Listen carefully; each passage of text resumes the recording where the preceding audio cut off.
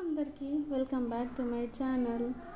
శ్రావణ మాసం స్టార్ట్ అవుతుంది కదా, అలాగే 2 డేస్లో బోనాల పండగ కూడా ఉంది, బోనాల ఫెస్టివల్ కూడా ఉంది. సో అలాగే ఊరికి కూడా వెళ్ళాల్సి ఉంటుంది. అయితే ఇంతలోనే ఇల్లు మొత్తం క్లీన్ చేసుకుందాం అనేసి ఇంట్లో పని అయితే స్టార్ట్ చేశాను, క్లీన్ చేయడం అయితే. అంతే, మొత్తం ఇల్లు క్లీన్ చేసేటప్పుడు అయితే వీడియో అయితే తీయలేదు. అంత పని అంతా అయిపోయాక ఇవి కిచెన్లో ఏవైతే డబ్బాలు ఉంటాయో ఆ డబ్బాలు మొత్తం కడిగి తుడిచేటప్పుడు మాత్రమే వీడియో తీశాను. అసలు ఓపికనే లేకుండే, చాలా టైం అయిపోయింది అప్పటికి. అంటే ఒకటే రోజు పెట్టుకున్నా, మాదైతే సింగిల్ బెడ్రూమే, కాకపోతే 2 డేస్ 3 డేస్ ఎందుకు, మొత్తం ఒకటే రోజులో మొత్తం తులిపేద్దాం అనేసి ఇల్లు మొత్తం క్లీన్ చేసుకున్నాను. అయితే నేను ఈ బాక్సెస్ అయితే మీషోలో తీసుకున్నాను, చాలా బాగుంటాయి. కిచెన్లో ట్రాన్స్పరెంట్ ఉంటే కొంచెం మంచిగా ఉంటాయి కదా అనేసి ఈ బాక్స్లో అయితే తీసుకున్నా. మొత్తం 12 బాక్స్ అయితే వచ్చాయి, కేజీ పడతాయి ఒక్కొక్క బాక్స్లో. చాలా బాగుంటాయి, మంచి క్వాలిటీ అయితే ఉంది. ప్లాస్టికే కానీ చాలా మంచి క్వాలిటీ ఉంది. సో నాకు బాగా నచ్చి తీసుకున్నాను. శ్రావణ మాసం స్టార్ట్ అవుతుంది కదా, నాకు ఒక చిన్న డౌట్ ఉంది. శ్రావణ మాసంలో మనం సెకండ్ శుక్రవారం అయితే వరలక్ష్మి వ్రతం అయితే చేసుకుంటాం కదా. ఈ వరలక్ష్మి వ్రతం అనేది ఆనవాయితీగా చేసుకుంటారా? అంటే అమ్మవారే కదా, మనం రెగ్యులర్గా అయినా ఇంట్లో వరలక్ష్మి అమ్మవారికి ప్రతి ఫ్రైడే పూజ చేస్తూనే ఉంటాం కదా. మరి శ్రావణ మాసం వచ్చేసరికి వరలక్ష్మి వ్రతం చేయడానికి మాత్రమే ఆనవాయితీగా రావాలి అనే ఏమైనా రూల్స్ ఉంటాయా?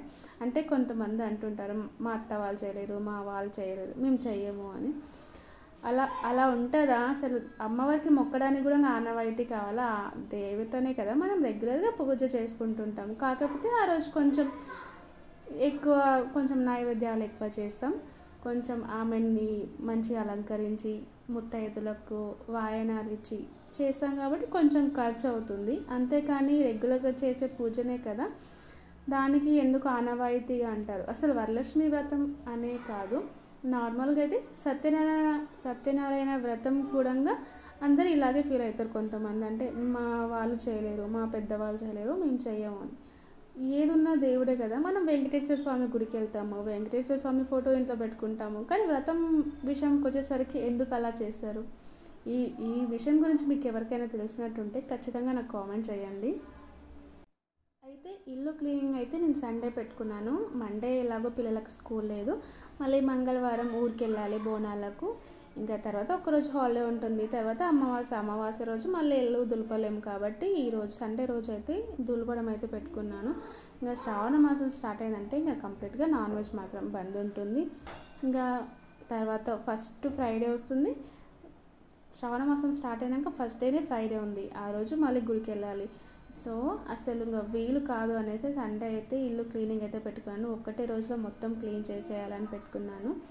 ఇంకా డబ్బాలు అయితే కడగడం తుడవడం అయితే అయిపోయింది. దాంట్లో ఏంటివి అయితే వేసే ఉంటాయో అవన్నీ వేసేసాను. వేసి మొత్తం ఎక్కడొక్కడ సదిరి పెట్టాను. ఈవినింగ్ 3:30 అయింది, ఆఫ్టర్నూన్ 3:30 అయ్యింది. 3:30 తర్వాత మళ్ళీ లంచ్ ప్రిపేర్ చేసి తినేసే వరకు మాకు 4:30 అయిపోయింది. పాపం పిల్లలు ఆ టైం వరకు అలాగే ఉన్నారు. అంటే మార్నింగ్ చపాతీలు చేశాను కానీ ఇంకా లంచ్కి అయితే ప్రిపేర్ చేయలేదు. ఇల్లు మొత్తం క్లీన్ చేసుకున్నాకే లంచ్కి ప్రిపేర్ చేసి తిన్నామైతే అందరము. రెగ్యులర్గా ఇంట్లోనే ఉంటాము, రెగ్యులర్గా వాడే వస్తువులే, కానీ ఇంకా శ్రావణ మాసంలో మనం ఒక పద్ధతి పాటిస్తున్నాము అన్నప్పుడు మనం దానిని పాటించాలి. కొంచెం నీట్గా క్లీన్గా పెట్టుకుంటే మనకు కూడా మంచిగానే ఉంటుంది కదా.